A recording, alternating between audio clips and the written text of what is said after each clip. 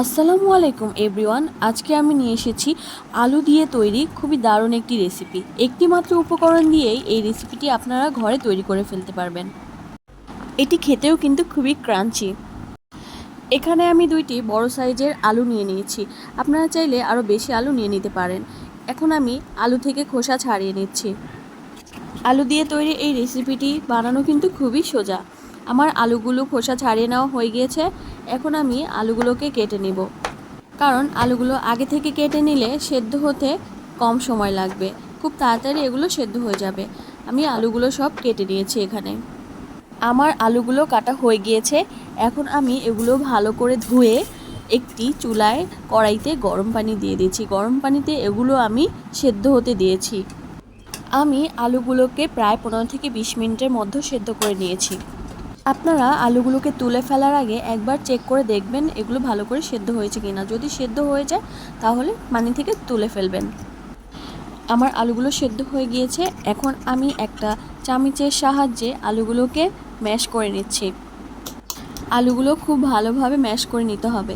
ভালো করে ম্যাশ করে নেওয়ার পরে আমি এখানে দিয়ে দিয়েছি স্বাদ মতো লবণ, সামান্য গুঁড়ো মরিচের গুঁড়া এবং 4 চা চামচ পরিমাণ কর্নফ্লাওয়ার। এখন আমি সমস্ত উপকরণগুলো ভালোভাবে মিশিয়ে নিচ্ছি। আপনারা চাইলে এই কাজটি হাতের সাহায্যেও করতে পারেন। এগুলোকে খুব ভালোভাবে মিশিয়ে নিতে হবে। আমার সমস্ত উপকরণগুলো খুব ভালোভাবে মিশিয়ে নেওয়া হয়ে গিয়েছে। এখন আমি হাতে সামান্য পরিমাণে তেল নিয়ে হাতটা মেখে নিলাম।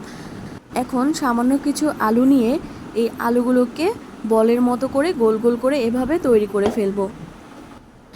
এভাবে করে আস্তে আস্তে করে দুই হাতের সাহায্যে ম্যাশ করা আলুগুলোকে একটি বলের শেপ দিয়ে দিতে হবে। আর বলগুলো কিন্তু খুব বেশি বড় হবে না, মিডিয়াম সাইজের হবে, ঠিক এরকম। প্রত্যেকবার আলুকে বল শেপ দেওয়ার সময় প্রত্যেকবারই কিন্তু হাতে তেল মাখিয়ে নিলে আলুগুলো আর হাতে লেগে যাবে না। এভাবে করে একে একে সমস্ত আলুকে এভাবে বলের শেপ দিয়ে দিয়েছি। এখন আমি চুলায় একটা কড়াইতে তেল দিয়ে দিয়েছি এবং তেল গরম হলে আমি সেই বল করা আলুগুলো ভাজতে দিয়ে দিলাম। আমি কিন্তু এখানে চুলার আঁচ মিডিয়ামে রেখেছি। একে একে করে আমি সব বলগুলো দিয়ে দিচ্ছি। আর আলুর এই বলগুলো কিন্তু একটু সময় নিয়ে ভাজতে হবে, তাহলে কিন্তু এই বলগুলো খেতে ক্রিস্পি হবে এবং খুবই ভালো লাগবে। কিছুক্ষণ পরে আলুর বলগুলোকে এভাবে একটু উল্টে দিতে হবে, যেন সমস্ত সাইড ভালো করে ভাজা হয়, এবং একটু পরপর একটু নেড়ে চেড়ে দিতে হবে। আপনারা কিন্তু চাইলে এই সহজ রেসিপিটি বাচ্চাদের টিফিনেও দিতে পারেন নাস্তা হিসাবে। আর এটি তৈরি করতেও কিন্তু খুব বেশি একটা ঝামেলা নেই। আমার আলুগুলো মোটামুটি ভাজা হয়ে গিয়েছে। আমি আবার একটু ভালো করে নেড়ে চেড়ে দিচ্ছি। কালারটাও কিন্তু একটু চেঞ্জ হয়ে আসছে। এখন আমি ভাজা আলুর বলগুলোকে তুলে ফেলবো।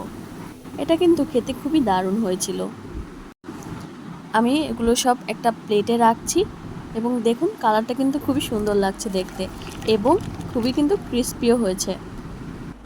আলুর এই বলগুলো কিন্তু উপর থেকে ক্রিস্পি, কিন্তু ভেতরে কিন্তু নরম।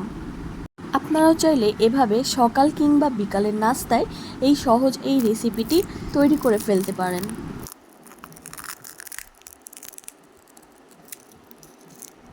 এই রেসিপিটি কিন্তু ছোট বড় সকলেরই খুবই পছন্দ হবে।